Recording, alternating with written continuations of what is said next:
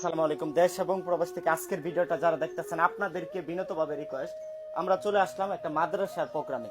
তো স্ক্রিনে যে বাচ্চাদেরকে দেখতেছেন, এই ভাইটা উনি ওনার নিজের টাকা দিয়ে নিজের জমিতে নিজের বসত ভিটাতে ইসলামী যে শিক্ষাটা এটা উনি দিতেছে। তো ওনার আর্থিক অবস্থা খুবই খারাপ। আর আপনারা যে মাদ্রাসার পরিবেশটা দেখতেছেন, ওনার কাছে এখন আর এবিলিটি নাই যে মাদ্রাসার পিছনে টাকা ব্যয় করা। যদি আপনাদের দয়া মায়া হয়, যদি আপনাদের দান করার ইচ্ছা হয়, তাহলে স্ক্রিনে দেওয়া বিকাশ নাম্বারে এই ভাইয়ের সাথে ভিডিও কলে দেখে কথা বলে এই ভাইকে একটু আর্থিকভাবে সাহায্য করবেন। কারণ এটা রমজান মাস চলতেছে, আমরা গেছে রমজানেও ভিডিও করছিলাম, ওখান থেকে ভাই 17,000 টাকা পাইছিল।